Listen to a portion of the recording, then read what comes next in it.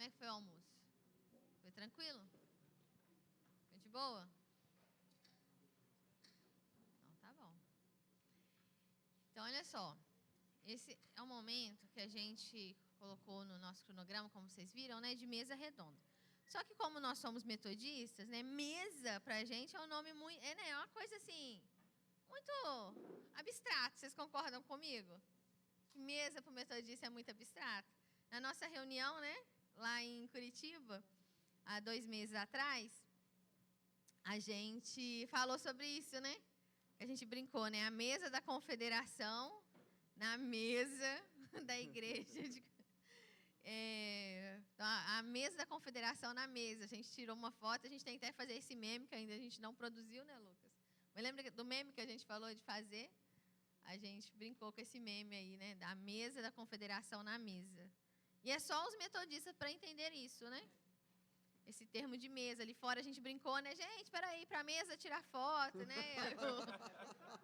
Aí o pastor gritou, a mesa está lá dentro. Então, assim, apesar de não ter uma mesa redonda aqui, mas essa também é uma mesa redonda. Então, né, como nós gostamos de uma mesa, nós gostamos dessa palavra, e é muito legal, né, assim, essa palavra de mesa, né, porque a Bíblia ela também traz, né, a mesa como uma figura muito singular, muito importante. É na mesa que existem várias trocas. E hoje existem vários estudos que falam sobre a importância da mesa, né, para quem está aí, né, a galera que está se interessando por coisas de casados, aí, família. Tem muitos estudos que falam sobre isso, né? Então, mesa é um lugar de troca, mesa é um lugar de comunhão, mesa é um lugar de crescimento.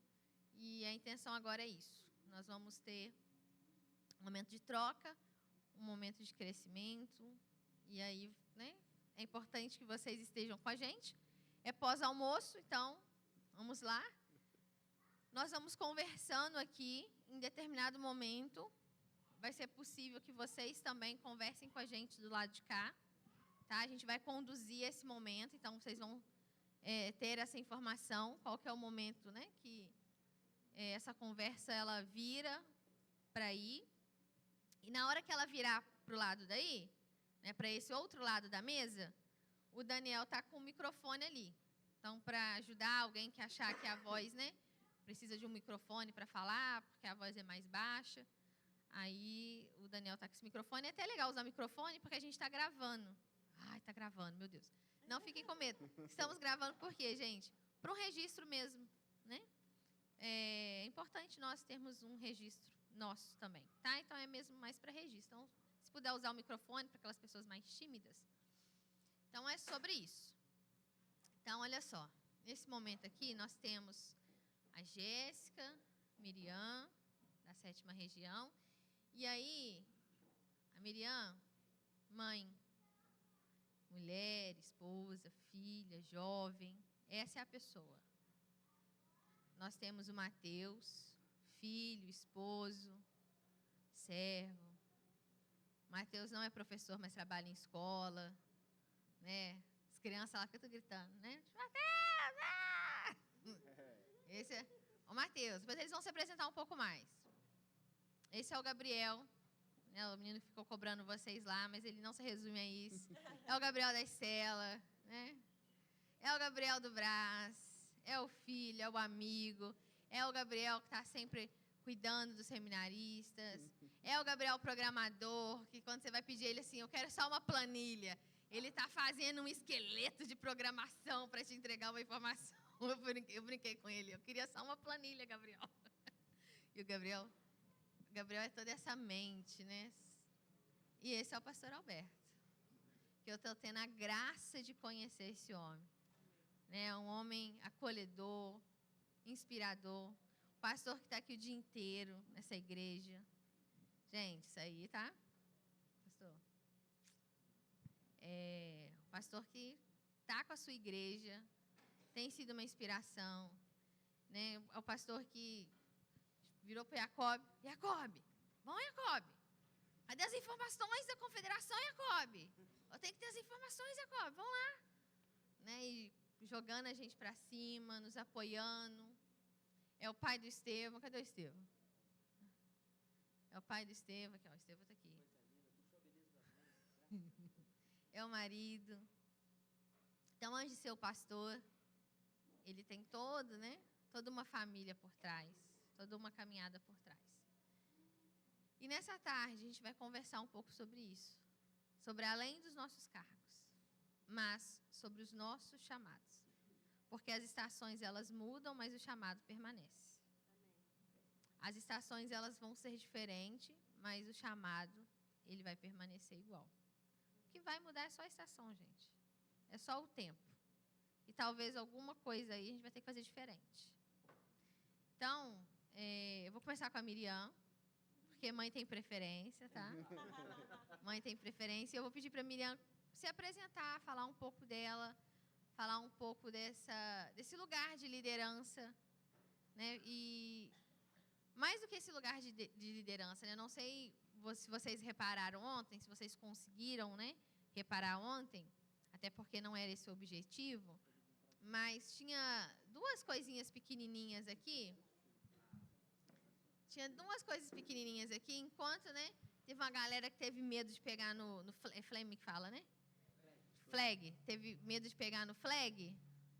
Ficou com medo de rodar o flag. Tinha duas crianças. Uma, gente, nem levantava os bracinhos assim. Não conseguia nem levantar os bracinhos do flag. Mas estava arrastando ele para cima e para baixo aqui, ó, na hora do louvor. Então, a Miriam é uma inspiração para mim. É uma inspiração, né? Ela continua servindo ao Senhor. Né? A Miriam está aqui. O esposo não veio dessa vez. Vem hoje de noite, então. Vem hoje de noite. Gente, a Miriam, ela foi... Eu vi a Miriam barriguda. Eu vi a Miriam com 1, com 2, com 3 nenéns. E sempre entregando o melhor dela. Sempre entregando o melhor dela. Nunca que nenhuma das crianças, nem 2, nem 3, foram desculpas da Miriam para falar assim, não, agora eu tenho filho. Mas as estações mudaram, né, Miriam? Ser líder de jovens com e sem filhos e com filhos é diferente, né? Muita coisa. Eu acredito que até por essa... Acho que eu preciso falar do início, né? Eu cresci na igreja e aí o Senhor sempre trazendo para esse lugar de liderança. E quando eu fui convidada a concorrer para a FEMEJO, a Sossô, ela era muito pequenininha, ela não tinha nem 1 ano ainda, a Sofia. E aí, eu lembro que a primeira coisa que eu respondi foi, é impossível, eu tenho uma filha muito pequena, não tem como. E aí eu liguei para minha pastora, que também é minha mãe, e ela falou assim, Miriam, quem sabe não foi para esse tempo que o Senhor te chamou. Às vezes nós reclamamos que as coisas na igreja estão tomando um caminho muito ruim, estão indo de um acordo com algo que a gente olha e vê que está perdendo coisas importantes, mas porque nós temos a oportunidade de ir a determinados lugares e nós damos desculpas. E eu lembro que quando eu conversei, né, com a pessoa que tinha me convidado, a primeira coisa que eu falei que foi que eu não iria concorrer, o Senhor logo depois falou assim, ué, você fala que eu te dei a Sofia e você vai usar a Sofia como desculpa para não trabalhar na minha obra? Então, ali eu entendi que eu iria concorrer. Porque o que o bispo falou na pregação, né? Orei para ter um emprego, e aí parou de ir na igreja. Orei para... E quando nós oramos para ter um filho? Dá-me filho, senão morro, aquela oração fervorosa. Mas quando o Senhor deu o filho, Ele entregou o filho. Sabe? Às vezes nós queremos ter os filhos para ser nossos. E nós precisamos entender que os filhos são do Senhor. Eu estou aqui só apontando. Eles, por enquanto, estão na aljava. Daqui a pouco, eu preciso só mostrar o alvo. E o ministério, ele não é muito diferente, ele não é meu. E a metodista ela é muito boa nisso, porque a gente, na reunião, estava falando sobre isso. Eu estava me despedindo porque é o meu último ano na mesa da federação, é o meu 2º biênio, e a gente só pode concorrer para o mesmo cargo 2 vezes. E glória a Deus por isso. Porque, né, dá a oportunidade de outras pessoas virem agregando. E aí, só que antes, né, de servir na federação, eu já fui SD de jovens. Então, organizar eventos, mergulhar nisso tudo sem filhos e com filhos, é muito diferente. E eu acredito que a maior diferença é nós entendermos que nós precisamos de pessoas. Não tem como nós vivermos uma vida na igreja e aí, muitas das vezes, as pessoas também têm esse olhar, né? Teve filho e sumiu. E aí eu até conversei também sobre isso com a Jéssica. Eu falei, mas Jéssica, qual foi a igreja que abraçou essa jovem depois que teve filho? Porque nós, líderes, principalmente, se você tem alguém na sua célula, se você tem alguém na sua sociedade, na sua federação, que está nesse processo de engravidar, de ter filhos, acolhe, ouça. Porque vão ter mães que, quando tem um bebê, ela não vai querer visita. Mas tem outras que tudo que ela quer é alguém ali para ajudá-la no puerpério, para acolher, para ouvir, para ser amigo, ou para mandar um bolo, gente, um doce. Então, assim, o bom de ser líder e mãe é porque faz com que a gente venha olhar com mais carinho. Às vezes, a gente fala, virou mãe, saiu da federação de jovens. É porque o nosso ritmo muda um pouco. Lá em Curitiba mesmo, quando a gente saiu de noite para comer, assim, no final do passeio eu já estava assim, Deus, mais uma vez, segura em minha mão. Para que eu quis ser jovem hoje? E glória a Deus, porque eu tive mais tempo com o Leandro, graças à reunião de Curitiba. Muito obrigada por isso, Confa. Então, assim, é custoso, às vezes, acompanhar o ritmo do jovem, porque existe um cansaço muito grande. Essa madrugada, a Suzana teve cólica, então, 1h da manhã, ela acordou chorando, acordou o quarto todo, coitada, as meninas estavam comigo. Não sei se todas as meninas do andar ouviram, porque ela chorou bastante. E aí, quando a gente conseguiu acalmar a Suzana, Sofia e Samuel acordaram. Aí, Sossô voltou a dormir, mas voltou a dormir no meu colo de uma forma que eu não conseguia deitar. E Samuel, depois, estava chorando porque ele queria vir para a igreja, porque ele dormiu no meio do culto. Então, quando ele acordou de madrugada, ele chorava porque ele queria vir para a igreja. E eu tentando explicar que já tinha acabado. Então, assim, existe na carga de uma mãe, tanto líder ou como uma jovem que participa dos eventos, que é diferente de quando a gente não tem filho. Mas, para encerrar a minha fala, eu ouvi essa semana da Evilane, que caminha comigo na mesa da federação, que ela viveu muitos eventos antes de ter o filho dela. Então, hoje, ela entende a importância de trazê-lo para viver junto. Então, assim, o cansaço é maior, o desgaste físico, mas o emocional, o mental, é maior de fazer as coisas junto com as crianças. Mas eles precisam crescer nesse lugar. Eles precisam olhar e encontrar dentro da própria casa referência. E eu tenho alegria quando eu ouço jovens que falam que o olhar para a maternidade mudou ao me ver vivendo a maternidade. O olhar para... não, eu tenho que servir agora porque depois, quando eu for mãe, não dá mais. E essas coisas foram mudando. É custoso. Isso é uma coisa que eu tento sempre deixar claro. É a melhor coisa do mundo, mas é a coisa mais difícil do mundo. Mas foi para esse lugar que o Senhor nos chamou. Então, se Ele me confiou os meus filhos e me confiou a liderança, é porque Ele sabia que eu não ia enlouquecer no processo.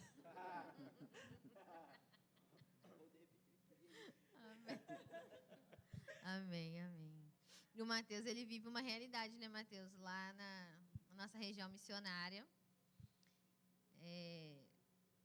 Que é diferente, né, do que para muita gente aqui, né, Mateus? Quando o Mateus, nossa primeira reunião, né, o Mateus ouvia as coisas, né? Ele falava assim, opa, né, Mateus, tem umas coisas diferentes que acontecem nos outros lugares. Conta um pouco pra gente, Mateus, como é servir nesse lugar, nessa região missionária, assim, os desafios dessa liderança. Graça e paz, pessoal. Amém. Amém. Vocês estão bem? Todo mundo bem aí? Graça e paz, mais uma vez. Meu nome é Mateus, né? Já foi apresentado aqui. Eu moro na cidade de Jaboatão dos Guararapes. Quem aqui já ouviu falar? A pátria nasceu ali. Foi ali que os brasileiros expulsaram os holandeses, né? E assim, a nossa região, ela é composta pelos estados de Pernambuco, Alagoas, Sergipe e Bahia. Por exemplo, Recife, vamos dizer assim, que é a última cidade da região. E vamos dizer que Vitória da Conquista é o outro extremo, o sul da região. Então, assim, a distância, ela é um desafio para a gente. Então, servir ao Senhor nesse lugar é uma distância de mais ou menos 24 horas de viagem. Tá? De Recife para Vitória da Conquista, que são os dois extremos. São os desafios que fazem parte da caminhada. Além desses desafios da distância, né, nós enfrentamos também outros desafios, como liderança, como participantes desse processo na liderança. Mas, assim, o que é gratificante, o que fica no nosso coração, é de ver do que o Senhor ele faz em nossas vidas, do que o Senhor ele proporciona a gente viver experiências sobrenaturais com Ele, diante de tantos desafios, diante de tantas coisas que acontecem, mas assim é prazeroso, é gratificante a gente viver esses momentos. A gente, acho que foi no finalzinho do ano passado, a mesa da federação, da Remini, nós tivemos 2 declínios, assim, em diferença de pouco tempo. Tipo assim, a gente fechou o local para o congresso, fechou, vai ser nesse local o congresso. E na mesma semana, 2 pessoas, elas declinam do cargo. Meu Deus, e agora? Como é que vai ser? Meu Deus. Mas a gente se manteve firme ali, esperou o processo acontecer, escolhemos novas pessoas para compor e tudo fluiu, tudo caminhou, tudo deu certo, o pessoal está caminhando e as coisas vão acontecendo, as coisas vão desenvolvendo, porque esses são os desafios que nós enfrentamos como líder. Você pode, às vezes, o desafio que eu enfrento lá a 2.000 quilômetros de distância pode ser o mesmo desafio que você enfrenta na sua igreja local, na sua comunidade. E nem por isso a gente precisa parar, nem por isso a gente vai parar no meio do caminho. Nós precisamos entender que o chamado, o propósito, ele é maior do que qualquer outra coisa. Ele é maior do que qualquer outro desafio que a gente enfrenta. Não é verdade? E, assim, um desafio muito desafiador que nós desafiador que nós enfrentamos é que, assim, nem todo mundo entende esses momentos aqui. Nem todo mundo entende esses momentos. E assim, eu particularmente sou apaixonado por esses momentos. Esses momentos aqui fazem parte e precisa ser uma prioridade para as nossas vidas, porque é nesse momento que a gente cresce, é nesse momento que a gente tem trocas de experiência, participando da mesa da reunião plena da confederação. Eu aprendi atividades que as outras regiões fazem, que assim são fantásticas e que poderia muito bem ser desenvolvida na minha região, entendeu? E esses momentos assim são especiais, porque a gente conhece, a gente aprende do Senhor, a gente conhece novas pessoas, tem novas experiências. Então, esses são alguns desafios que nós enfrentamos no meio da caminhada. Amém. Gente, um ótimo guia turístico, tá, Matheus? Então, quando vocês forem lá em Recife, fica a dica, tá? Se quiser em Recife, só procurar. Recife ou Recife? Recife, varão. Recife não, é Recife. Gente, e aí para continuar a nossa conversa, a gente tem o Gabs. Né? O Gabs é uma liderança múltipla, né? O Gabs é ou não é a terceira região? O Gabs está no Brasa, o Gabs está na Coreã, o Gabs está... Mas o que, Gabs? Na Cajun. Cajun, né? É Cajun. Eu ia falar Caliju. Na liderança local. Na liderança local. Está na intercessão... Você é líder de intercessão local? Não, só do Brasa. Só do Brasa. Só do Brasa. Mas ele trabalha na igreja local também. É da Coreã. Então, o Gabs é totalmente, né, Canivete suíço. Canivete suíço, segundo ele. Está na confederação. Então, é um cara aí de múltiplas facetas. Mas nessas múltiplas facetas, né, existe aí vários desafios. Né? A gente tem muitos desafios. E é claro que é uma coisa, né, assim, interessante, né, a se pensar, porque foi algo, né, até que o irmão comentou ali, né, comigo e com o bispo, que há muito tempo não se via jovens envolvidos em outros lugares da igreja, como coreano. Gente, o termo coreano é comum para todo mundo? Sim? Porque todo Alguém mundo- não sabe. Jéssica, explica aqui a coreano, acho melhor. Alguém? Alguém não sabe. Não, é que a pessoa vai ficar com vergonha de falar. Não, gente, alguém tem dificuldade com o coreano? Não, ai, Senhor. Deixa eu reformular minha pergunta, desculpa. Gente, coreano, basicamente, olha só, eu vou ser aqui, como pedagoga, eu vou tentar ser didática. Tem lá o concílio local da sua igreja, não tem? Aquela galera do concílio local que administra a sua igreja, o pessoal do MAD. O pessoal da Coreã é o pessoal que foi eleito no concílio regional para, junto com o bispo, administrar a região nessas questões, né, administrativas mesmo, tá? Nessa parte mais burocrática da igreja. Resumindo aqui, fazendo um resumo, para a gente não ficar, né, muito nesse lugar. Então, a Coreã é um órgão dentro da igreja metodista, dentro da sua região, que vai responder pelas questões burocráticas. Vende ou não vende imóvel? Compra ou não compra, não sei o quê. Entendeu? Tem ou não tem orçamento? Basicamente, é essa galera aí, resumindo. Aí tem os outros órgãos. O Jacob está lembrando aqui, eu estou focando na Coreã, mas aí no distrito vai ter a CODIAN, né? Na área nacional a gente tem a COGEAN. Então, gente, tudo que acontece a nível local, a nossa igreja ela vai dimensionando nos outros âmbitos, né? Distrito, região e também área nacional. Então, e aí, antes de entrar para o Gabs aqui, porque aí você vai entender, Gabs, onde eu quero chegar, quero que você compartilhe com eles aqui. Por exemplo, pegando esse gancho da fala do irmão, que aí, né, isso me veio muito forte. Lá, né, realmente, é uma coisa que a gente não via muito. A gente não vê muito, realmente, os jovens ali envolvidos nesses outros lugares da igreja, né? Antes, o jovem era o quê? Qual que era o papel do jovem na igreja? Louvor. Louvor, fazer bagunça. É isso aí, é fazer agitação. É ministério de teatro, é dança. O jovem, entendeu? Dança. Isso que é ser jovem na igreja. Ocupação do jovem é isso. Agora já tem outro lugar, mídia. E aí, gente, esses outros espaços, esses outros lugares, a gente, né, com todo respeito, né, aos cabelos mais grisalhos, isso é só para quando eu tiver com meus cabelos brancos. Era o que eu ouvia. Isso é coisa assim, isso não é coisa para agora, isso é coisa para gente que está aposentada. Isso eu ouvia muito, era algo que era normal, assim. Era isso aí. À medida que eu, Gabs, fui conhecendo a missão, fui entendendo um pouco mais sobre, eu fui entendendo que existia um outro bloco e que o Senhor me direcionava para esse outro bloco. Porque o chamado permanece, mas as estações mudam. Só que aí, comigo, aconteceu também uma outra coisa, que foi a comunidade reconhecer isso até mesmo antes de mim.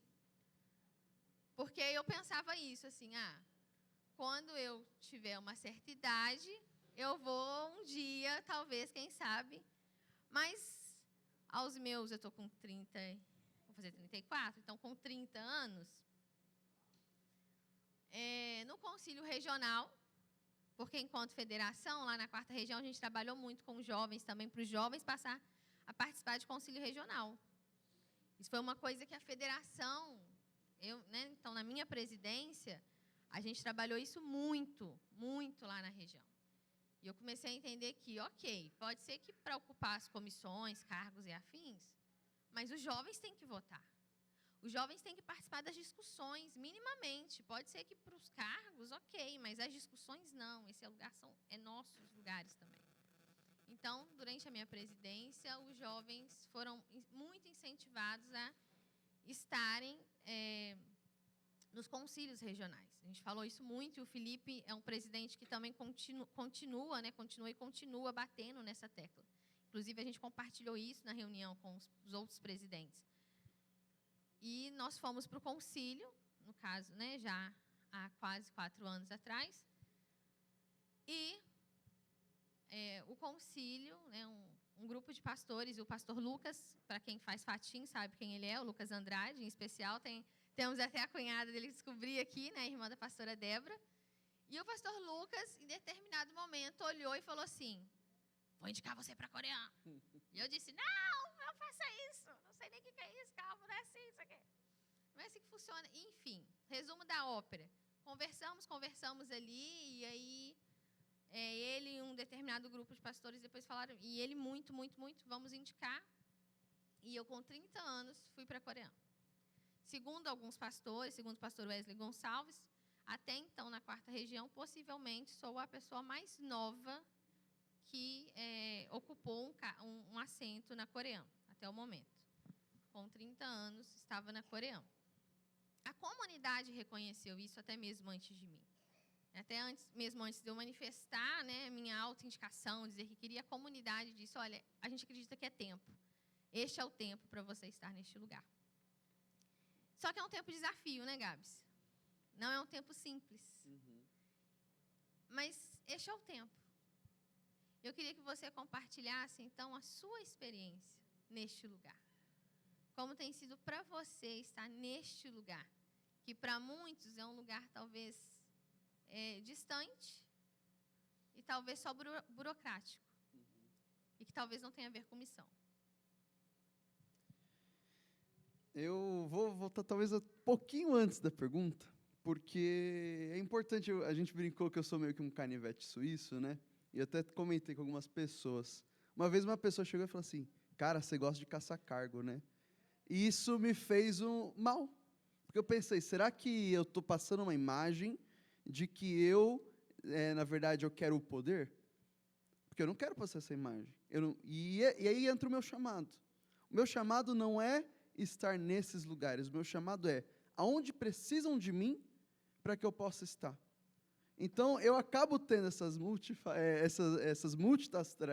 tarefas, porque esse é o meu chamado. É estar justamente onde está precisando, onde está necessitado. E, no caso da Coreã, o que aconteceu foi o seguinte.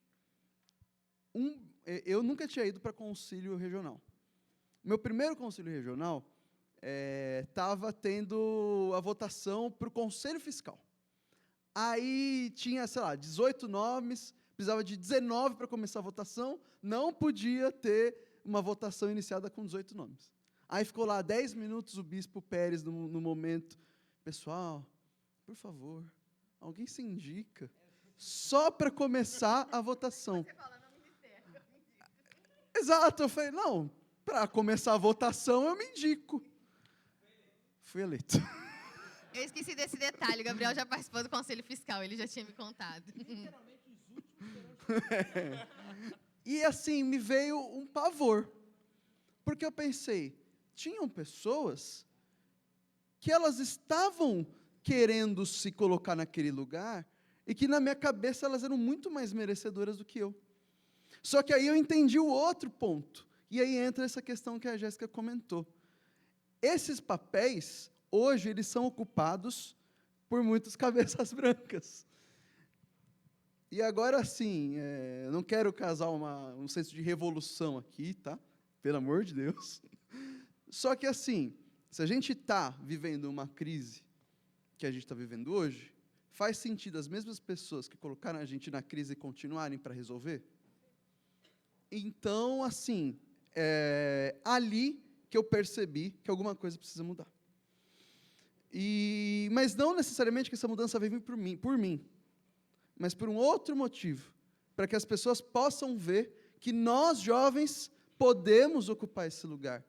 E aí entrou muito nesse sentido. Para eu entrar na Coreã, não foi assim, eu já entendi meu propósito, eu vou colocar. Começou a vir, Gabriel, vou votar você na Coreã, tá? Eu nem falei nada. Aí chegou um pastor, Gabriel, a Coreã precisa que você esteja lá. E ele era um antigo coreano, que a gente brinca, né? E aí eu entendi que esse momento seria esse momento de estar na Coreã. E é um momento mais difícil de se estar numa Coreã. Teve uma vez que eu não dormi à noite, que a gente tinha que decidir se ia vender uma igreja ou não, para pagar a dívida. E aí? Uma igreja que tem mais idade.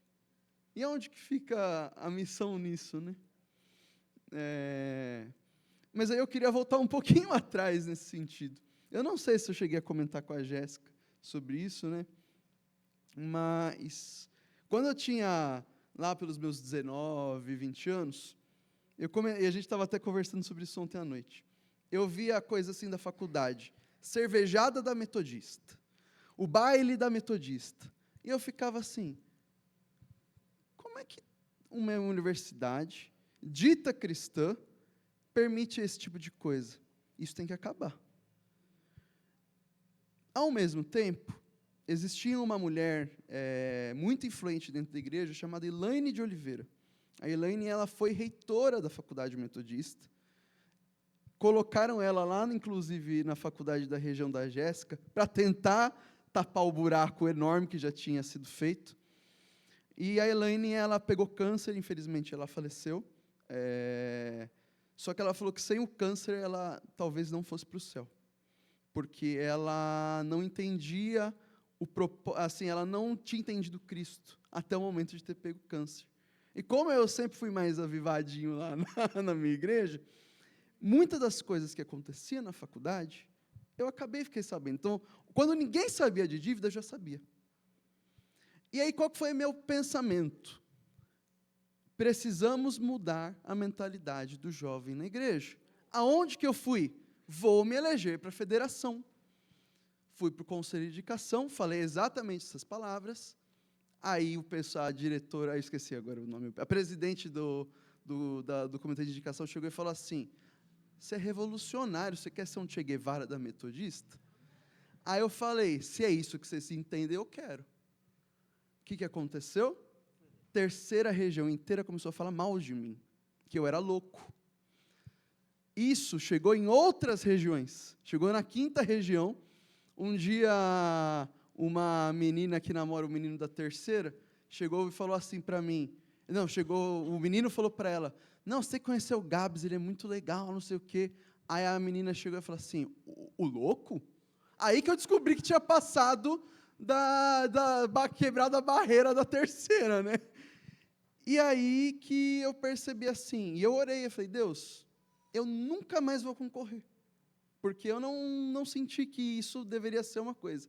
Se eu for me envolver com alguma coisa de federação, meu nome vai ter que entrar sem concorrer. Até que chegou o convite da Confa, porque pessoas tinham entregue o cargo, e eu precisava entregar esse lugar. Demorou 10 anos para que isso acontecesse. Mas aconteceu porque o Senhor me chamou. Então, eu entendi que o meu papel era estar na Confa justamente por isso, e para falar para vocês exatamente isso. A gente, como igreja metodista, precisa de vocês. Nós precisamos mudar o nosso pensamento, tornar delegado nas nossas igrejas. Na minha igreja tinha o delegado o lendário. Quando eu cheguei no Conselho Regional, as pessoas falavam assim, Gabriel, cadê o fulano de tal? Por que veio você e não ele? Aí eu falava, porque eu que fui eleito e não ele. E esse que é o ponto que a gente tem que chegar. É importante na fala do Gabriel, só para pontuar, né, que quando a gente fala, né, que nós precisamos ocupar esse espaço, é o que eu disse lá no início, que eu disse de manhã, aliás, desculpa, que eu disse de manhã para vocês, né, é o senso do legado, da responsabilidade, né? Ninguém aqui é convidado, obviamente, né, e nem quero que vocês saiam daqui dizendo que, né, vamos fazer uma revolução, né, vamos tomar o poder. Não estamos falando sobre isso, né? E outra coisa que a gente tem que ter muito cuidado também para também não desrespeitar aquelas boas pessoas que construíram o caminho até aqui. Lembra que eu disse que se chegamos aqui é porque tem gente que cuida daqui até, né, cuida desse espaço, cuidou deste lugar. A gente não pode esquecer disso, né? Então, a gente precisa olhar com carinho, com amor e pedir ao Senhor discernimento, né, do que estamos vivendo, do tempo que estamos vivendo. Porque existirão pessoas que, de fato, erraram na condução, isso é fato, né? Não vamos ficar esticando chiclete, não é isso? Existem pessoas que erraram na condução, mas existem pessoas que acertaram na condução. A prova disso que nós temos um templo de 124 anos. Não é isso? A prova disso é que a Igreja Metodista está no Brasil há mais de 150 anos. Então, existiram pessoas que acertaram nessa condução e ainda acertam nessa condução. Se hoje eu tenho aqui ó, o microfone para usar, se a igreja está com luz, é porque tem alguém que está administrando bem essa igreja. É ou não é? Então, eu preciso honrar essas pessoas. Existirão pessoas que talvez... né? E é sobre esses talvez que eu preciso repensar. Porque o que não pode, gente, e é importante da fala do Gabriel, o que não pode, e é uma coisa que a gente sempre falou na quarta região, que não pode, é, por exemplo, eu e você ser mais uns do que vão só ecoar por aí. E ontem a gente conversou isso à noite. Porque, sei lá, o problema da igreja é isso. E aí? Tá. Entendeu? Né, pastor? Quantos você não deve ouvir isso, né? Nossa, pastor, e não sei o que, não. O pastor já sabe que esse é o problema da igreja. E o que vamos fazer com isso? O problema todo mundo sabe, gente. Não precisa falar, não. A gente sabe. E aí, o que vamos fazer com isso? Eu gosto muito do texto de Isaías. E aí, né? O anjo vem, pega a brasa do altar e faz o quê? Toca. O que acontece? Vocês já pararam para ver assim o que acontece? Depois do toque?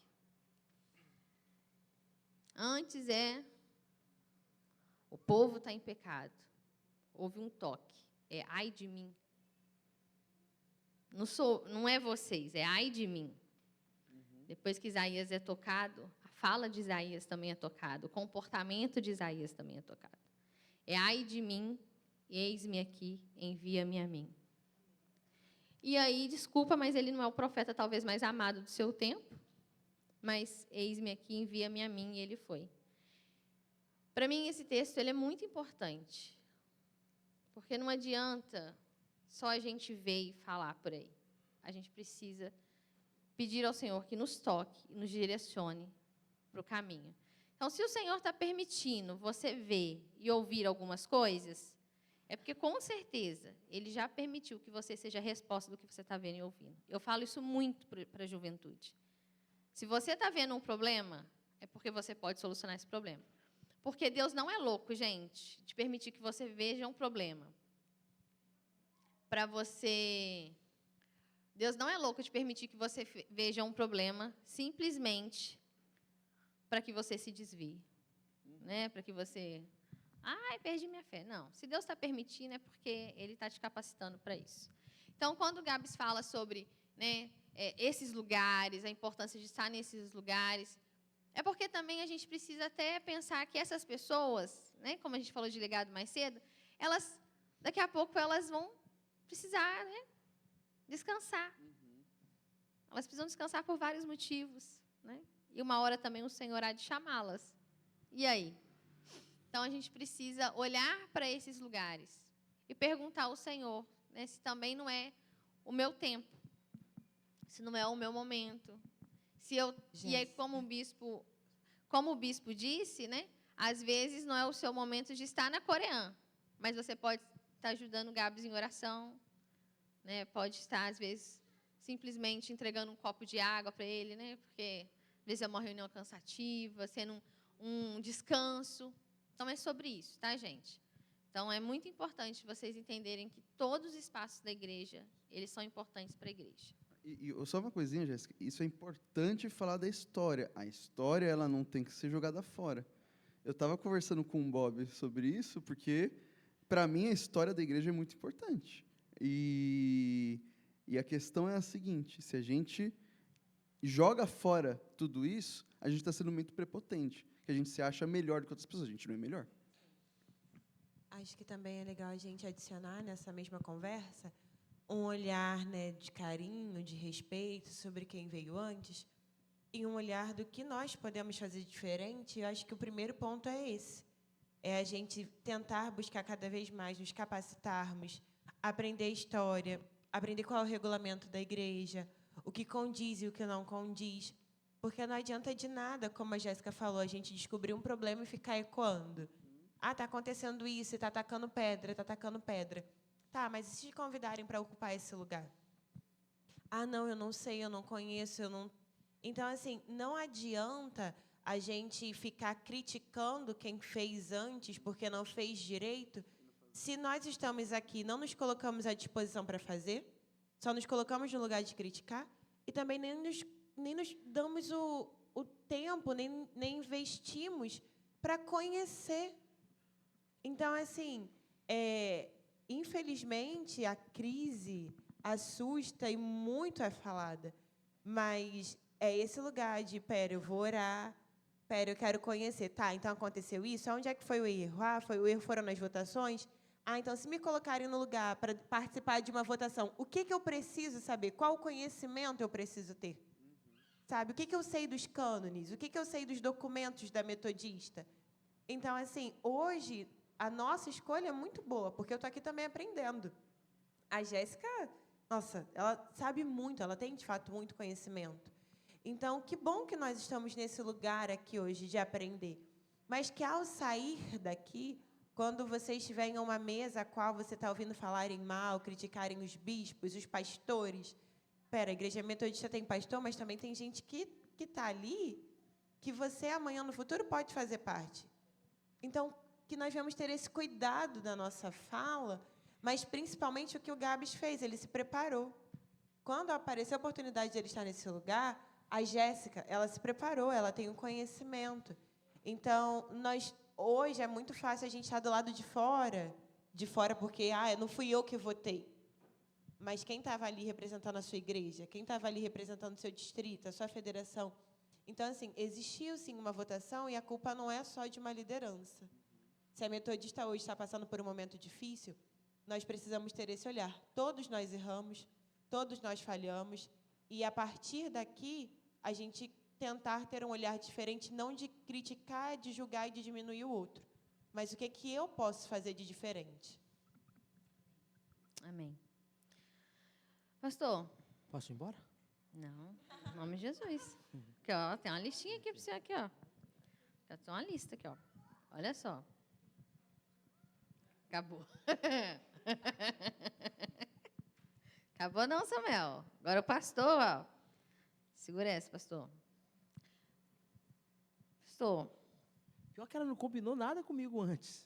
Não combinei. Ao vivo. Não. Você e a Miriam, eu falei antes.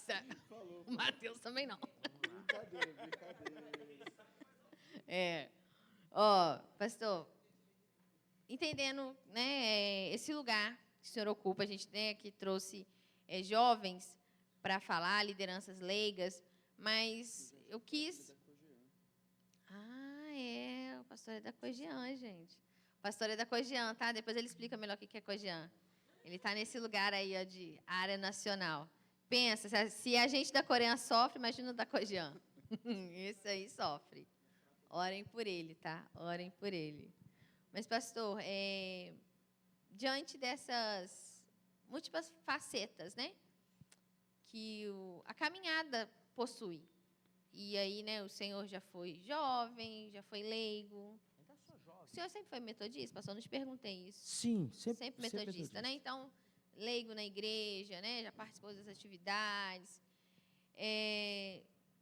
Depois, ministério pastoral e essa longa jornada. Está nessa igreja, né? E a gente vê, né, que é uma igreja que ainda respira, uma igreja que ainda vive a sua missão, ainda vive seu propósito. Parei. Uma igreja que ainda respira, parece até que já está moribunda. Não. Ainda no bom sentido. Em nome de Jesus, pastor. No bom sentido. Não é? Ainda respira. Não, Respira por aparelhos. Calma aí, calma aí. Não. Bom sentido. Mas, nesse processo, eu quero te fazer algumas perguntas, tá? Que eu recebi aqui. E aí eu quero que o senhor responda para a gente. Como foi o processo de escolher os liderados? Nessa sua caminhada, quando o senhor precisou de olhar para as pessoas que o senhor liderava, enquanto pastor, enquanto liderança, como que foi esse processo? Se o senhor tivesse que dar esse conselho para esses líderes aqui agora, a respeito de escolha de liderados, como fazer esse processo, o que você poderia dizer para a gente? Bom, primeiro, deixa eu expor um pouco daquilo que que eu fui provocado na fala dos três. Primeiro, um pouco com relação àquilo que a Miriam falou. E na fala dela, a respeito das responsabilidades da vida, sobretudo quando vieram os filhos. E quando os filhos vêm, a gente percebe que a gente acaba se desdobrando, né? Coisas que a gente pensava que não seria capaz de fazer, e a gente vê que é capaz e acontece, e a gente acaba, sobretudo no testemunho dela, permanecendo, desenvolvendo um chamado. Algo que eu gostaria de compartilhar para os irmãos que estão aqui. Deus não chama desocupados. Deus não chama desocupados. E eu me identifico bastante com, por exemplo, Martinho Lutero, que disse que Martinho Lutero era pesado de língua, porque ele não tinha meias palavras. Eu também não. Eu não sei falar palavra bonitinha. Deus não é Deus de vagabundo. Deus é Deus dos ocupados. Aqueles que são mais ocupados, que são mais responsáveis com as coisas da vida, aqueles que são os mais sem tempo.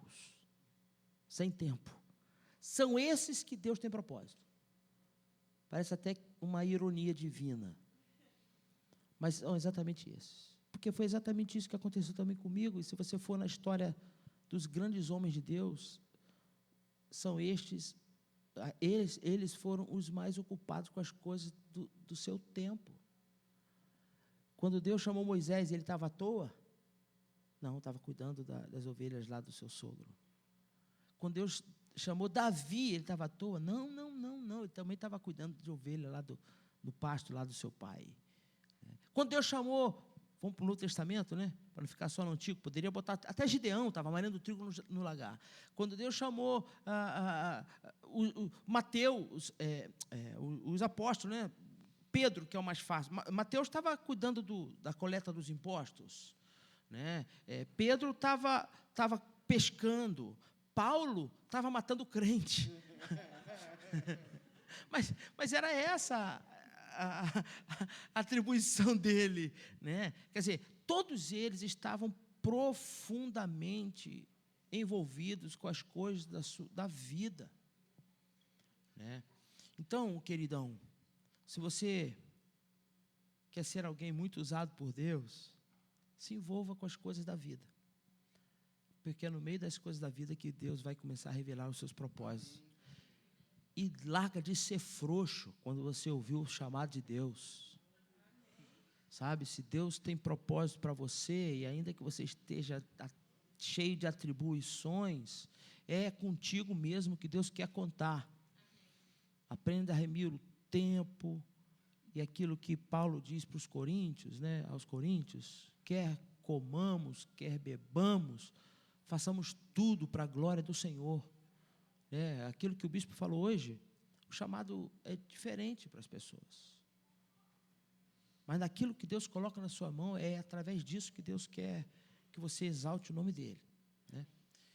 Porque foi uma provocação e isso me veio. Aí, eu sei que tem a distância, mas o Gabs, o dono do Busca-Busca do Brás, cara, ele me provocou demais, em diversos pontos. Posso ler a Bíblia? A palavra do Senhor diz assim. Eu vou chegar onde você pediu, mas ele me provocou, a culpa é dele. Joel, no capítulo 2, versículo 28, diz assim: e acontecerá, depois disso, que derramarei o meu Espírito sobre toda a humanidade, sobre toda a carne. Quem pode dizer aleluia? Aleluia. Glória a Deus, fogo puro. E aí diz assim: os filhos e as filhas de vocês profetizarão. Glória a Deus. E aí continua dizendo assim: os meus velhos sonharão, e os seus velhos sonharão, e os seus jovens terão visões. Até sobre os servos e sobre a serra derramarei meu espírito naqueles dias. Mas veja a beleza da Bíblia, que não deixa ninguém de fora. Os velhos sonharão, os jovens terão visão. Eu entendo que o segredo de uma igreja sadia, atuante, com propósitos, é a igreja que entende a importância do equilíbrio, da experiência dos velhos, com a visão dos jovens, com a força dos jovens. Uma igreja que se baseia apenas na experiência dos velhos tem data de validade e vai acabar. Assim como a igreja que quer se basear apenas no arrobo da juventude, é uma igreja que não tem consistência e que não sabe para onde está indo, porque não sabe de onde está vindo. O que nós precisamos entender é a importância do equilíbrio das forças, entre a força e a maturidade. Porque eu vou dizer uma coisa para vocês, eu sei, vocês podem até não acreditar, mas eu já fui jovem. Aliás, eu acho que eu sou teimoso, porque eu ainda, de certa forma, me considero jovem. Mas aí, quando eu olho para o espelho, estou um monte de cabelo branco. Não dá mais para mim. Né? Não estou mais em Cabo Frio. Né? Assim, mas tem coisas que a experiência, ela, por mais que tenhamos disposição, sem experiência a gente está fadado também ao fracasso. É por isso que quando a mãe da gente fala assim, faz isso não, hein? Porque senão vai acontecer assim, assim, assim. Aí você vai e faz e acontece. Aí diz assim, praga de mãe pega. Quem já falou isso? Não é que mãe não roga praga. Mãe tem experiência.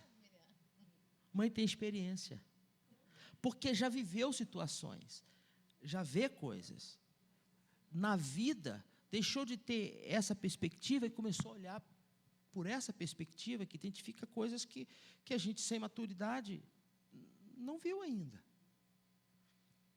Mas quando nós entendemos a importância disso, a gente se fortalece. E aí eu me senti muito abençoado com a fala do Gabs, tá? E eu gostaria que vocês entendessem isso. Dediquem-se à igreja metodista. E aí, nós estamos vivendo uma crise, mas eu não quero falar sobre isso, mas eu preciso tocar nesse assunto. Nós estamos vivendo numa crise sem precedente na história da Igreja Metodista no Brasil. Não há um momento semelhante a esse na nossa história. Mas na leitura que eu faço, eu talvez seja o menos competente para fazer isso, mas eu me atrevo a fazer. Eu entendo que eu não quero entrar naquele clichê que todo mundo diz, crise é oportunidade, como se fosse um jargão. Não, mas eu vejo que esta é a oportunidade de Deus para nos tornarmos uma igreja mais santa. Amém. Glória a Deus. Mais santa. Porque durante muito tempo, vamos lá, nós metodistas, nós somos uma bênção. Uma bênção. E eu não conheço uma denominação melhor do que a nossa. Não conheço, com teologia mais sólida, não conheço. Com espaço para o trabalho de todos. Não conheço. Sabe, uma igreja que você tem acesso ao à sua liderança como igreja metodista. Gente, não, você estava com o bispo da igreja metodista. Gente, é o bispo. E o bispo dormiu na minha casa, gente. Pô. Para a gravação rapidinho. Deve ter feito até cocô lá no meu banheiro. Assim, ó, não faça recorte para mandar para mim. Mas por que, olha só, gente, por que eu estou falando sobre isso? Por que eu estou falando sobre isso? Ah, é coisa boba? Não, gente, nós temos acesso. Nosso bispo é gente como a gente, comeu na quadra com a gente. Onde é que você vê isso em outras igrejas? Para estar. Exatamente. Ele entrou na fila, tá? Isso não é grande. Mas, da mesma forma, isso não nos exime dos nossos erros históricos. Só tem metodista aqui? Tem alguém que não é metodista? Tem alguém? Se converte. Eu te aceito agora como membro de Vila Isabel, para dizer que todo mundo é metodista. Porque a gente precisa de um espaço como esse também para lavar um pouco de nossas roupas, está certo? Apesar de tudo isso, às vezes parece que a gente se acha demais. E esse é um pecado da nossa igreja. Nós não somos melhores que ninguém. Nós não somos melhores que nenhuma outra denominação. Melhor não. Somos diferentes. Porque quando nós começamos a nos achar melhores, os únicos, aqueles que detêm a verdade e aquele que representa o eterno na terra, a gente já está se afastando do propósito do Senhor. E eu entendo, aí aceita. E eu entendo que esse é o tempo que o Senhor está nos proporcionando para revermos algumas coisas. Durante muitos anos, nós como igreja metodista, batemos no nosso peito, nos orgulhando das nossas instituições.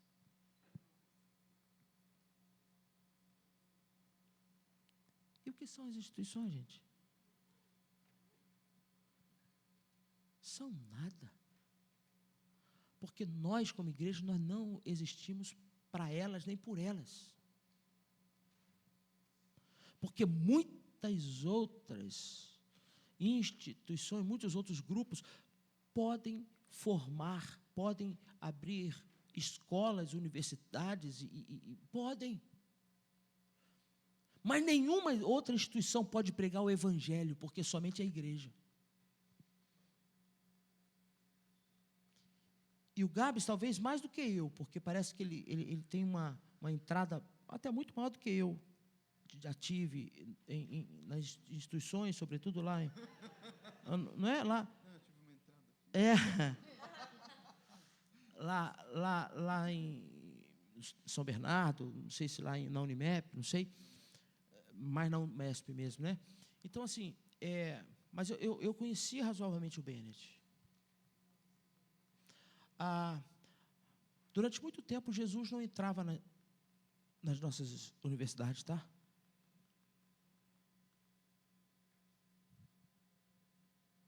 E qual o compromisso que o dono da igreja tem naqueles lugares onde ele não pode entrar?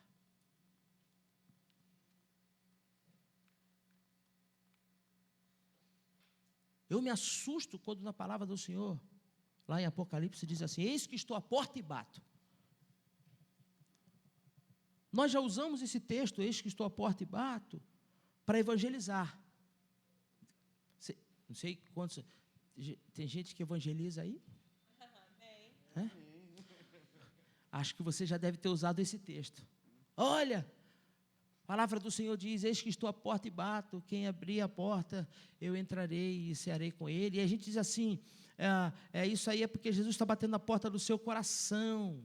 Gente, mas isso não é texto para evangelizar não, tá? Isso é Jesus falando para a igreja.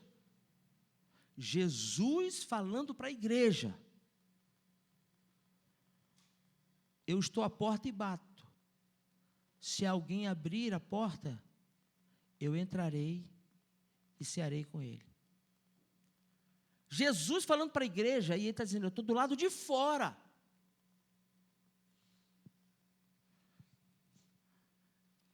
Ou nós nos atentamos para isso, porque pode ser que a gente esteja frequentando o culto, onde tenha muitas coisas acontecendo, mas Jesus do lado de fora, como infelizmente acontecia nas nossas instituições. Pô, chopada na Metodista, que vergonha. Pô, para aí. Aí não. Porque por mais que fale Metodista e alguém entenda que é a universidade, pô, Metodista é igreja, pô. Por que nós estamos vivendo o tempo de hoje? Ou a gente observa as coisas apenas na perspectiva humana, e aí a gente entende que a gente chegou até aqui por incompetência, e eu digo, tem muita incompetência assim que foi feita. Sim, tem. Mas também tem um mover espiritual. E nós precisamos rever a nossa caminhada. E eu louvo ao Senhor pela vida de cada um de vocês aqui. Então se envolva, ame a igreja metodista. Ela é a tua igreja. Nesse tempo onde as pessoas não têm compromisso, já viu? Não é isso? As pessoas não têm compromisso com a sua própria família, pô. As pessoas hoje não têm compromisso com a sua própria condição humana, né? A gente está no tempo que a pessoa não é homem nem é mulher, depende. Vai plantar batata. Olha como que as relações estão sem critério, né? Então ame a igreja. Falei que Deus te colocou, Deus te plantou para você frutificar, então se envolva com ela. Se dedique mesmo para ocupar lugares de poder que, apesar de talvez te faltar a maturidade que alguns têm, mas você tenha a cabeça fresca, a sabedoria, a inteligência, o domínio das novas técnicas, o domínio das tendências do mercado, que nós precisamos disso. Com o equilíbrio, nós cumprimos o propósito de Deus. Amém. Né? E aí, falando um pouco do chamado. Mas eu precisava falar sobre isso, gente. Como foi o processo de escolher seus liderados? Assim, cada igreja, assim, no liderado especificamente, cada igreja tem a sua característica. E a igreja de Vila Isabel também tem a sua característica. Eu estou aqui, vou fazer 7 anos. Ou seja, já havia muita igreja antes de eu chegar aqui. E nós não podemos negar a história. E aí, nesse sentido, como pastor, eu não sou dono da igreja, eu sou servo dela. Acho que aí é bom ter o nosso Bob Pepper, Roberto Pimenta, né, como referência. A igreja está fazendo 124 anos, vai fazer, né? Desses 124, pode olhar para ele. 103 anos ele está aqui, mais ou menos.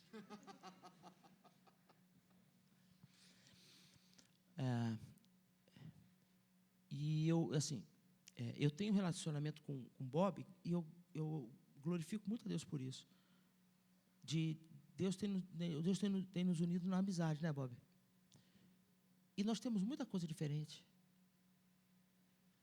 Já tivemos algumas discussões, algumas. Mas isso não impede a nossa amizade e o respeito mútuo. Lembra quando o bispo, pregando aqui hoje, falou assim: você precisa de pessoas para... O líder precisa de pessoas para apoiar, para ajudar? O líder não precisa de bajulador? Porque muitas vezes precisa de alguém para dizer: opa, vem para cá. Opa. E eu tenho tido no Bob esse apoio. De alguém que a gente é muito diferente. E ele sabe das minhas críticas com relação até ao processo de formação de líder da igreja. A gente já conversou sobre isso. Porque eu não sou o dono da igreja. Um dia você pode ser chamado para outro lugar. Posso ser chamado para outro lugar. Então, entender esse caminho e lidar com o temor do Senhor, porque o que é mais importante, eu vou dizer assim, a competência e a técnica em tudo aquilo que a gente faz é importantíssimo, sobretudo naquilo que está relacionado à igreja. Competência, técnica, dedicação, isso é fundamental. Mas quando nós falamos de igreja, a unção supera o talento. Amém. E isso é fundamental. Eu poderia desenvolver, mas eu vi que a presidente está querendo dizer assim: acaba, pastor. Eu encerro por aqui. Eu vou que fazer o um Senhor fale bate-bola mais aqui, ó. profundo a cada coração. Amém. Vou fazer um bate-bola para a gente ir encerrando. Mas é importante o que o pastor falou, né? Num contexto mais aí de... O pastor falou, né? Nessa figura pastoral, gente. Mas reflete muito, né? Acho que se a gente fosse perguntar para os presidentes, acho que é isso também, né? O processo de escolher liderança parte primeiro do Senhor, sempre. Né? Quando você olha para a liderança, parte do Senhor. E eu acrescentaria aqui para vocês o seguinte: sejam sensíveis ao que o Senhor está fazendo, observem a comunidade, observem quem está à sua volta, né? Observem o invisível, sabe aquele que parece que não vai dar nada? É o que vai dar tudo. E outra coisa, insista, tá? Porque tem pessoas que a gente tem que insistir mais, tá? Não inventem a roda. Eu já falei isso aqui de manhã também, né? Não precisamos ficar inventando roda. Mas é sobre isso, assim. Você já tem, né? O bispo também falou sobre isso, né? Sobre vocações. Eu brincava muito numa congregação nossa que se alguém quisesse fazer o ministério do copo de água, eu ia criar para essa pessoa.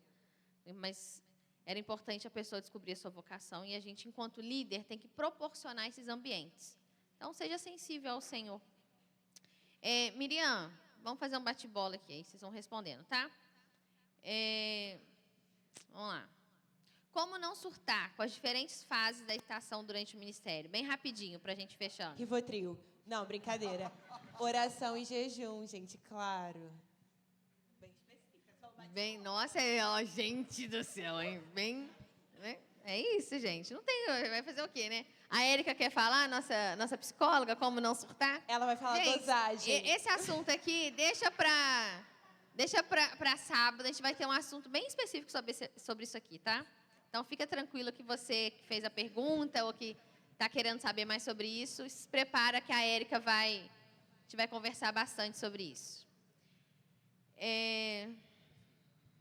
Gente. Como se mover em poder e promover isso para que a próxima geração cresça com essa mesma ousadia? Como é? Repete o começo? Como se mover em poder e promover isso para que a próxima geração cresça com a mesma ousadia? Difícil, né? Posso eu responder essa? Não, é que eu quero falar uma coisa muito importante. A palavra exortação em grego se chama parakaléu, Ele puxou que se grego, hein? chama chamar para perto. Muitas vezes a gente acha que exortação é ficar aqui na frente apontando o dedo. Mas exortação é o quê? Mateus, caminha comigo e aprende comigo. E aí, dessa forma, esse erro vai se dissipando. E eu entendo que essa questão da preparo da próxima geração é o mais difícil de tudo. É você chegar e falar assim, caminha comigo. essa é a melhor forma de você se preparar a próxima geração. Eu tenho o maior orgulho, porque a próxima geração minha já está aqui. A Ana está aqui, a Júlia está aqui, o Henrique quase veio. E eu tenho o prazer de caminhar com eles e chamar eles de meus amigos. Amém. Mateus, como saber quando chegou o tempo de avançar como liderança? Aqui a pessoa deu um exemplo de como líder local, eu poderia ir para a federação. Mas eu vou aqui um pouco além. Como saber quando chegou o tempo de avançar como liderança? Mas vamos pensar aqui assim, não pular tabelinha fazer tabelinha de cargo, mas avançar como liderança, às vezes, para outros espaços. Coisa que nós estamos vivendo, né, Mateus, nesse momento? É verdade. Como discernir isso? Eu acho que a gente precisa entender que como a gente vai lidar com algumas situações. Como a gente vai tratar de assuntos, de coisas diferentes, a gente vai avançar no processo. Eu acredito que a gente precisa entender o nosso nível de estabilidade. Entender o nosso nível de estabilidade, a gente entende que a gente pode, de fato, assumir algumas funções que exija mais responsabilidade, né? A partir do momento que a gente entende aquilo que, de fato, o Senhor colocou em nossas mãos e, realmente, nada mais, nada menos do que estar sensível à voz do Senhor. Porque tem momentos que, aquela questão de nem toda hora você vai estar pronto, nem Deus não chamou as pessoas que estavam prontas e preparadas para determinadas funções. Mas a gente ter a sensibilidade, ter a noção do que a gente vai enfrentar, vai vivenciar e estar pronto para exercer o chamado. Eu posso tentar contribuir um pouco nisso aí? Com Olha certeza. só. Uma coisa, existem momentos específicos dentro do chamado. Deus, Ele vai se revelando para as nossas vidas. Eu falo isso como um pastor já experiente. A revelação do Senhor, assim como na Bíblia, ela é progressiva. Ele vai se mostrando para nós, e a cada dia o chamado vai se tornando mais nítido e ganhando novas formas. O chamado de Deus. Mas para aquilo que Deus vai nos chamando, Ele vai usando as ferramentas que Ele mesmo nos dá.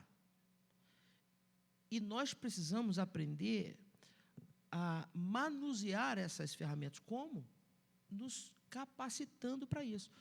Tem a fase do chamado, mas na fase do chamado não é a mesma fase da execução. Saber que é chamado por Deus para um propósito não quer dizer que você está pronto para que aquilo aconteça na sua vida de forma plena. Vai estudar, vai orar, vai ler a Bíblia, vai aprender a respeito, vai colando com alguém que tem um chamado na área que você tem se sentido chamado também, vai aprendendo com ele, vai tendo discipulador, e muitas vezes somos nós que precisamos ir atrás deles, tá? Se olha, eu quero aprender com você, você pode me discipular? Porque dessa forma nós vamos nos preparando para aquilo que Deus tem para nós. Porque termos pessoas que nos inspiram é fundamental. Sabendo que o chamado de Deus para a nossa vida, nós temos pessoas que nos inspiram, mas é algo específico para cada um de nós. Né? Então, amém. Bom, qual foi o momento que você teve certeza que deveria entrar na confa? Quando eu vi o tamanho do problema. Já respondi a pergunta. Literalmente foi isso mesmo, tá, gente? Foi isso mesmo. Eu vi o tamanho do problema e falei, é isso. Esse é o problema e eu vou abraçar esse problema. Foi isso que aconteceu. Então, resumindo. E comigo também, né? Mesma coisa. Então, esse foi a certeza que eu tive. Oi, gente, tudo bom? O que acontece? Eu que fiz aquela pergunta em como eu consigo me mover em poder para que a próxima geração veja isso. Você respondeu, mas foi no sentido de discipulado. o meu sentido é no sentido de 2 Timóteo, quando Paulo diz: o Espírito Santo que veio sobre vocês é o Espírito que traz poder, amor e equilíbrio. Eu já entendi que o amor eu tenho que caminhar com eles, o equilíbrio eu tenho que equilibrar tanto a minha rotina quanto a minha vivência, mas agora, e o poder? Eu quero entender como é que eu me movo em poder espiritual para que a próxima geração veja esse mover em mim. É nesse sentido. Tá, eu também queria, eu não sei o que o pastor vai falar, mas você pode ler para mim João 3, quando está falando de Nicodemos? Com Nicodemos, ele responde uma coisa. João 3.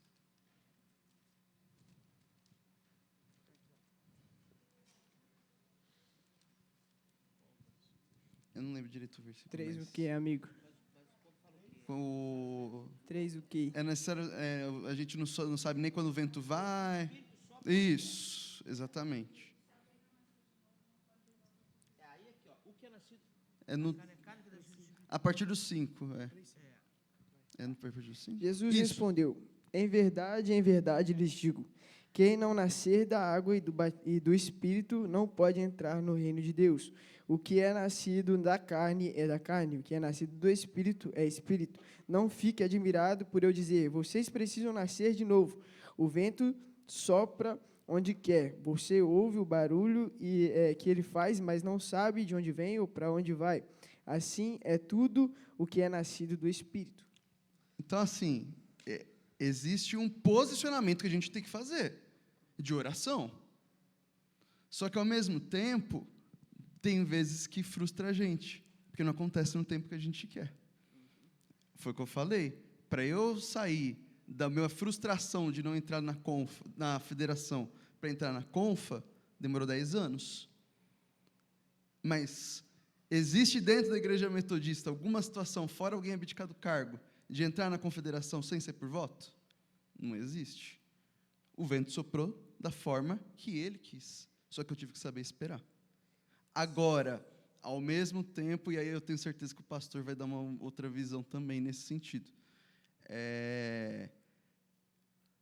Às vezes eu fico pensando assim, só para vocês entenderem, eu era tímido, tá? Eu não sabia falar, eu era ateu. E eu comecei a desafiar Deus. Eu falei, se você existe, eu quero saber o que esse povo aí está falando em língua. E aí o vento soprou para mim. E eu perdi a timidez, assim, eu sou outra pessoa. E às vezes eu fico assim, por que não está acontecendo? Eu não vou negar, eu às vezes me frustro. Porque eu fico, o que eu tenho que fazer para acontecer? E aí Deus só fala assim, Gabriel, você precisa orar mais. É assim, vocês, todos, acreditem, vocês estão muito jovens.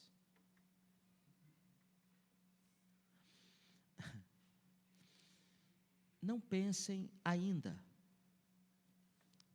no legado que vocês vão deixar. Acreditem.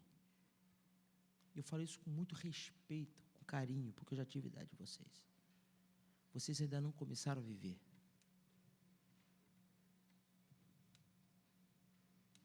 Vocês têm muito mais para caminhar do que vocês já caminharam.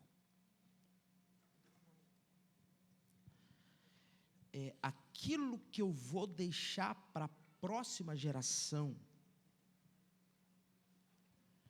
não depende de mim. Que isso, pastor? Depende de Deus. Depende, claro, da minha entrega ao Senhor. Claro, mas isso aí é a vida do crente. Da minha entrega ao Senhor. Da minha vida de oração, claro. Porque como crente eu tenho que orar. E na minha entrega ao Senhor, na minha vida de oração, Deus vai se revelando. Porque eu vi que, no caso do Hudson, né? Envolvido com louvor, não é isso? Sim. Isso pode ser apenas o início do... Pode não. É o início do propósito de Deus na tua vida. É o começo de uma caminhada que daqui a pouco vai se desdobrar em outras áreas, tendo como base o início do louvor, mas que Deus vai se revelando de uma forma muito maior. Eu olhei para o Jacob e eu me lembrei. Jacob se lembra, há, sei lá, 20 anos atrás, lá na central de Cabo Frio. Eu fui pastor de Jacob, não que era um pirralhinho na época, mas da mãe, do pai dele. E nós fazíamos coisas ali na cidade de Cabo Frio, que eu acho que depois que a gente saiu, eu acho que eu nunca mais vi. Nós evangelizávamos de tal forma ali, mas eu não estava pensando em deixar legado. Eu estava pensando em servir ao Senhor. E vou te dizer mais ainda. Hoje eu estou aqui.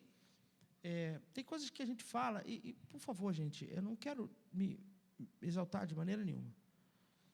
Hoje eu sou o presidente da clã, estou na Codian, na Corean e na Cogean. E sou o presidente da igreja, titular da igreja de Vila Isabel. Sinceramente, eu não penso em legado. Porque legado não é aquilo que eu faço. Legado é aquilo que eu deixo como inspiração. Eu não vivo por legado, eu estou vivo.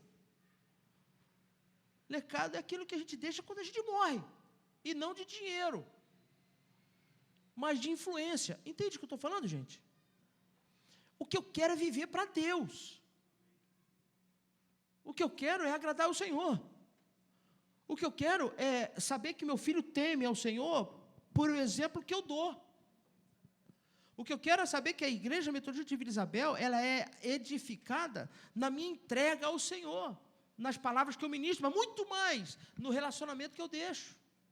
Porque aí eu estou me movendo, eu vou usar até o termo que eu gostei, eu estou me movendo em poder, porque é aquilo que o Espírito Santo realiza em mim. Porque mais importante, isso aí eu encerro mesmo, não quero nem falar mais. Mais importante do que sermos visitados pelo Espírito, que é algo glorioso, importante, mas mais importante do que sermos visitados pelo Espírito, é sermos cheios do Espírito, é vivermos no Espírito. E aí, não é um momento de êxtase que é tremendo, Deus faz, ou como é bom nos lançarmos, mas é a vida que eu vivo, é Gálatas 5:22, fruto do Espírito. Porque se eu manifesto o fruto do Espírito, eu estou impactando vidas, não estou? Que Deus nos leve para isso. Viva o momento com o Senhor, para o Senhor, porque já está movendo em poder para tocar nas vidas. Amém. Deixa eu só... Vou passar para você. Como é que você chama? Gabriela. Mas só um ponto que eu queria pôr, Hudson. Não sei se o que eu vou falar vai fazer sentido para você, e eu não vou nem que responder com texto bíblico, nem responder a sua questão teológica também, não. Mas, no texto bíblico que você trouxe. Mas, sobre essa questão de poder, basicamente. Queria te dar um conselho. Tenta entender, antes de entender o poder, tenta entender a interpretação que você quer dar a esse poder. Antes. Eu acho que isso é importante. Porque a gente precisa entender isso. O pastor falou de algo sobre que foi feito em Cabo Frio há um tempo atrás. Nanana. E, gente, às vezes o poder, ele não é poder. Ele não é, sabe? Entende a dimensão da palavra poder? Ventos de doutrina. Não é do sobrenatural. Não é algo... O nosso Deus, ele é Deus do ordinário. Ele faz coisas extraordinárias. Mas Ele é Deus do ordinário. E o nosso Senhor, Ele está fazendo coisas ordinárias, extraordinárias, o tempo inteiro. E o poder que às vezes nós estamos procurando, ele é simples. Ele é aquela visita do orfanato que eu mostrei para vocês de manhã. ele é acolhimento de órfãos e viúvas, ele é ir na praça. E isso vai é isso que você vai fazer incendiar outras gerações. John Wesley começou com o quê? Reuniões aonde? Era um clubezinho, era meia dúzia de pessoas que reunia de maneira metódica, né, pastor André, depois ele me corrige aí, de maneira metódica, para estudar a Bíblia, para, né, se santificarem. Um grupo... Gente, pastor Denis chegou, a gente estava conversando também, a gente falou assim, o pastor Denis chegou à conclusão assim, ele e o Daniel, John Wesley não sistematizou nada. No fim, John Wesley não sistematizou nada. Sistematizaram para ele. Depois, né, o doutor aqui, depois me corrige se eu estiver errado. Sistematizaram para ele. Depois falaram assim, John Wesley, isso é seu. Até coisa que ele não fez, falaram que é dele. Né? Foi a conversa que a gente teve com o pastor Denis. E aí a gente olha para John Wesley, Hudson, e vê poder. E ver coisas maravilhosas. E ver coisas grandes. Mas ali eram coisas pequenas, ordinárias. Então, às vezes a gente precisa olhar para o texto bíblico e entender primeiro a nossa interpretação que a gente quer dar àquela palavra, né? E para de fato entender o que o texto está querendo nos dizer, né? No nosso agir agora. Desculpa. Não, fica em paz. A palavra é toda sua. É mais uma resposta para ele e complementando a segunda pergunta que foi sobre a certeza da Conf. Eu fui presidente da 2ª região do Juvenis e, basicamente, até hoje, a galera me conhece como Federação de uma Mulher Só, porque, literalmente, todo mundo saiu da mesa, o pastor e os conselheiros. Eu tive que montar um congresso sozinha. E, nesse momento, eu falei, Jesus, por que eu estou aqui? Aí entra, né, estávamos lá por causa das estações, e aí também já levei 5 tapas na cara. Mas, respondendo isso, já passaram 2 federações, 2 biênios, e até hoje as pessoas olham para mim e vêm me pedir conselho, a federação atual, vem me pedir conselho, falando assim, como que você fez? Eu falo, não sei. Não existe uma resposta lógica, porque cada situação é uma situação. Tipo, na minha situação, todo mundo saiu, porque foi o biênio da pandemia. Então, eu fiquei 3 anos e meio na liderança. Já era jovem quando eu saí. Tipo, totalmente algo que não é normal de acontecer na igreja. Essa pandemia ferrou todo mundo nos biênios, né? E, até hoje, a galera olha para mim ainda dizendo, tipo, exemplo de liderança. Só que não foi o meu objetivo ser um exemplo de liderança. O meu objetivo era ser uma liderança útil. Fazer o que Deus me chamou. É consequência. É consequência. E aí, complementando a minha pergunta sobre a Conf, porque foi eu que fiz a pergunta da Conf, eu nunca tive certeza que eu queria ser FEMEJU. Eu falei assim, gente, vou entrar. E aí todo mundo, tá bom, vai ser presidente. Eu, o quê? Quero concorrer. Não, vai lá para presidente. Como que foi essa, tipo... Não, Deus me chamou para a Confa. Então, eu já era presidente dos jovens na federação da 4ª região. Já tinha uma caminhada de 5 anos na federação. E aí, nesse intervalo de tempo, né, os presidentes fazem parte da confederação. Então, né, a gente faz parte da diretoria plena da confederação. Então, eu caminhava com a confederação de jovens, né? Então, a gente sabe das demandas, dos problemas, dos anseios. E dentro de tudo que a gente conversou aqui, de olhar para a igreja, de entender, né, as suas demandas, entender esse lugar também da vocação, né? De fato, assim, o Gabriel brincou, né, que o chamado dele é resolver problemas. Eu brinco que o meu chamado é esse também, assim, né? Tem até um pastor na igreja lá na 4ª região que ele fala que ele sabe que o chamado dele é sempre revitalizar a igreja. Então, ele sempre que uma igreja começa a melhorar um pouquinho, o bispo ia lá e trocava ele de igreja. E ele falava, esse é o meu chamado. E eu brinquei, eu falei, acho que o meu também é esse. Porque, geralmente, as pessoas falam assim, tem um problema, eu gostaria que você estivesse aqui. E, no meio do caminho, eu fui vendo muitas questões que estavam acontecendo na igreja, principalmente no meio da juventude. Eu via muitas questões nesses 5 anos que estavam pesando a juventude. E, na 4ª região, né, e temos aqui o pastor André, que fez, né, parte desse meu processo na 4ª região, é um amigo de caminhada, e, né, naquele projeto Clube do Livro que eu mostrei para vocês, né? O pastor Lucas e o pastor André foram assim, gente, saibam escolher as pessoas com quem vocês vão caminhar. Isso é muito importante, né? Eu fiz o convite inicialmente para um pastor, Felipe, e aí ele falou assim, olha, eu não vou poder, mas tem 2 pessoas que vão poder. Cara, e aí depois disso eu nunca mais desgrudei do pastor André, nunca mais. E ele transformou um projeto, ele e o pastor Lucas transformou um projeto que era desse tamanho, era pequenininho, chegou tímido, né, com uma folha assim praticamente para eles, assim, ó, toma aqui uma folha. Eles transformaram aquilo tudo. Gente, o Clube do Livro não é simplesmente, não foi um projeto só da federação. Tem a cara deles. Quem nos ajudou a pensar os livros, a pensar, foram eles foram os nossos mentores, foram as pessoas responsáveis por tudo, que transformaram o nosso projeto numa coisa, e a gente sentiu, tá, pastor? Na época, nossa, veio gente, assim, o pessoal da teologia, né, wesleyana, assim, até o Vinícius Couto, e aí eu já estudava alguma coisa, eu fiquei metida, eu falei, gente, o Vinícius Couto. Mas saiba com quem caminhar. E aí, durante esses processos, essas pessoas também, elas foram me direcionando ministerialmente. Né? Nenhuma delas falaram assim, entra para a Confa. Ninguém falou isso. Mas eu entendendo todas as questões da igreja e tudo mais, eu vi que tinha um buraco na confederação.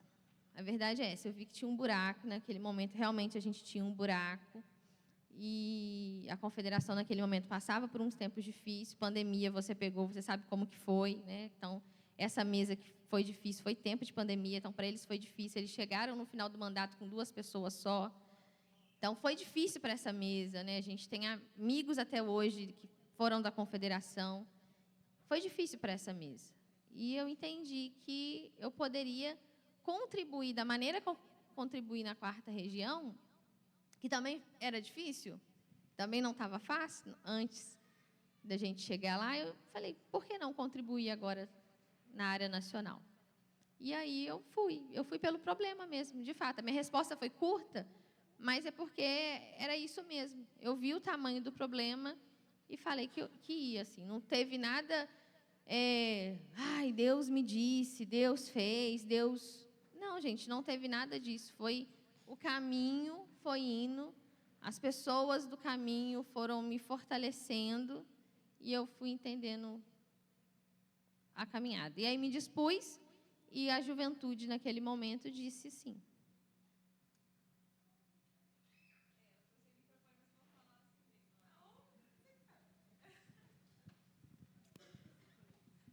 Boa tarde, gente. Eu sou Ana Catarina, sou da 1ª região, na mesa junto com o Douglas e com o restante do pessoal. A minha pergunta foi porque me chamou muito a atenção quando o Gabriel falou dele ser um canivete, né? Um canivete suíço. E eu me identifico muito com isso. Mas uma preocupação que surge, eu acho que ele também pode até responder muito bem, é porque quando eu olhei para a realidade do meu distrito e quando muitas vezes eu olho para a realidade na nossa região, eu não vejo jovens que não servem, eu vejo jovens sobrecarregados, porque servem demais. E o que eu vejo, por exemplo, um diferencial no Gabriel é porque ele tem certeza que ele foi chamado para estar em todas essas áreas. Mas o que eu vejo muito em muitas igrejas é, não, eu estou no louvor, eu estou nisso, eu estou naquilo outro, e eu não consigo tempo, e às vezes não tenho tempo nem com a família, e não tenho tempo com isso. Então, o que eu vejo muito e me gera muita preocupação, e é porque, às vezes, num geral, não só na nossa igreja metodista, mas num geral, às vezes as lideranças acabam se posicionando como se o seu valor estivesse no que você faz e não em quem você é. Eu já vivi situação assim, estou sobrecarregada, tá bom, irmã, mas será que você pode fazer tal coisa?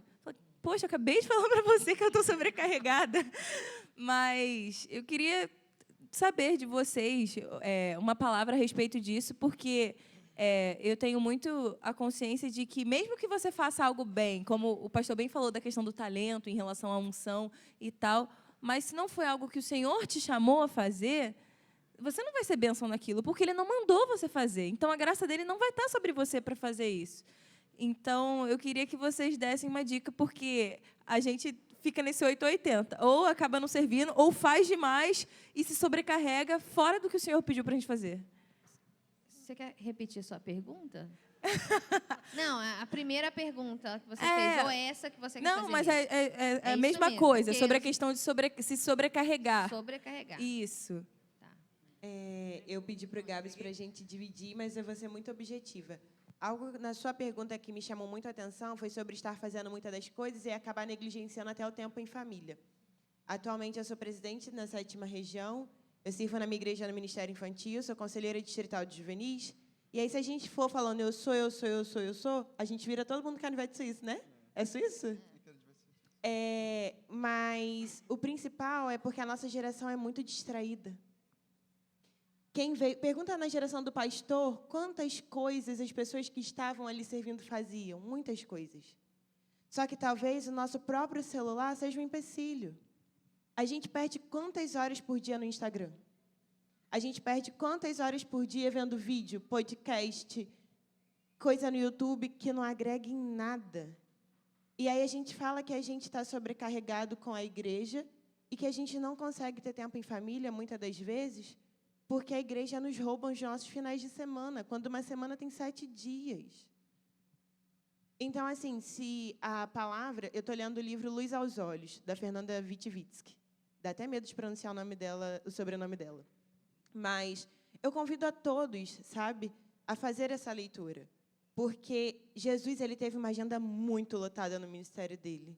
É óbvio, ele tirava o tempo dele de oração, um monte, mas ele sempre estava atento. Talvez, se a nossa geração, se os nossos jovens começarem a ser muito objetivos com o que fazem, nós vamos descobrir que dá, sim, para servir de múltiplas formas e não negligenciar. É óbvio que na sua pergunta também tem uma resposta muito importante. Entendeu? O Senhor me chamou para estar servindo nesse lugar? Vou entregar meu melhor aqui. Vou fazer com excelência. E o Senhor vai nos dando graça. O Senhor vai nos mostrando que o nosso dia de 24 horas ele vai ficando amplo. Em meio a toda essa loucura, comecei a aula de corte e costura, menina. Com 3 filhos, não tenho juízo, não. Mas sabe o que acontece? Eu entendi que eu ainda estava perdendo muito tempo no que não era importante. E na aula de corte e costura, eu boto a cabeça no lugar, eu posso fazer roupa para os meus filhos. Que presente! Então, nós vamos entendendo os significados de cada coisa que o Senhor vai colocando no nosso caminho e nós vamos entregando o nosso melhor nesse processo. Então, eu acredito que dá sim para a gente servir em mais de uma área, entendendo que o Senhor nos chamou para ela? Dá. Mas, principalmente, se a gente parar de perder tempo com o que não é prioridade, a gente vai descobrir que a gente consegue fazer muito mais. Eu vou compartilhar uma coisa com vocês. Teve um mal-entendido e eu entendi que essa dinâmica seria de noite. Eu falei, Jéssica, eu consigo. Só que 2 horas da tarde, eu tenho reunião e eu estou trabalhando nesse momento. Mas, Gabriel, você está aí na frente. Eu compenso as horas depois, eu não vou deixar... vou roubar a empresa nesse sentido, tá? É roubo mesmo, tá? Se eu não estivesse trabalhando a mais. E aí eu falei, Jéssica, talvez eu não esteja, mas eu creio que vai cancelar a reunião. É uma reunião que não cancela, uma reunião que sempre acontece, sexta sim, sexta não. Cheguei de manhã, reunião estava lá. Durante a primeira reunião que eu estava, cadê a outra reunião? Meu chefe, olha, eu dei uma atrasada aqui, transferi a reunião para segunda-feira, tá? Aonde que eu quero chegar com essa história, né? Não está roubando. Não, não estou roubando.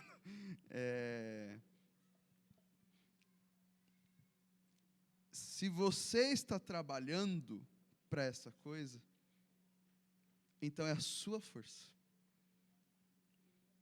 E aí você tem esse peso. Se você entende que não é você quem está fazendo, e aí para você chegar nesse pensamento, você vai chorar muito, você vai sofrer muito, se estressar muito. Mas quando você desistir e falar, tá, eu não tenho força para isso, e deixar Deus ser a pessoa que está fazendo, por meio da sua vida, aí esse peso sai. É difícil. E não é assim mágico, tá? É um processo dolorido. E eu já passei várias vezes por isso.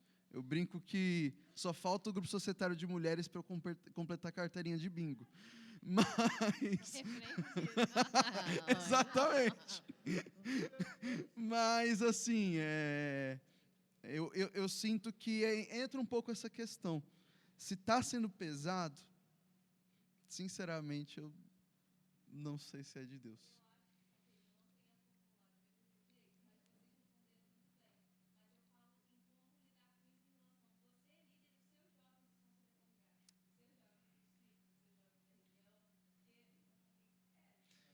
Aí eu vou usar para fazer... Deixa eu só pontuar uma coisa, assim.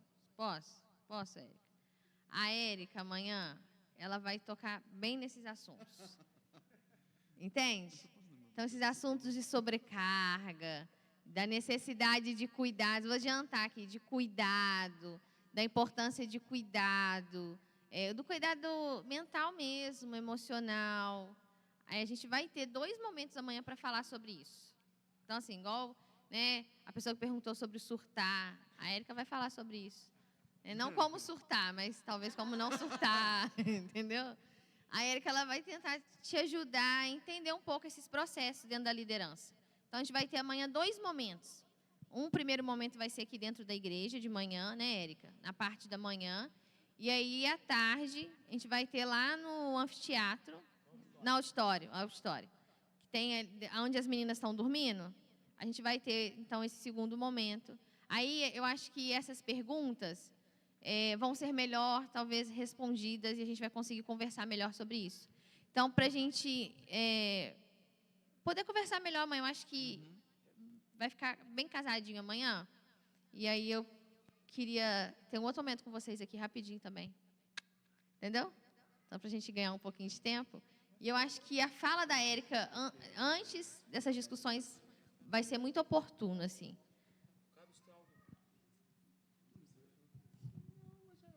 É que o pastor ele falou uma coisa engraçada, que eu acho que respondeu um pouco a sua pergunta. Deus chama os ocupados. Ele começou a falar dele disso. Mas então, a gente precisa reconhecer os limites. A Érica vai conversar sobre isso amanhã. Ó, eu vou ser muito breve. Jesus fala algo que a seara é grande. Sempre foi. E poucos são os cearenses.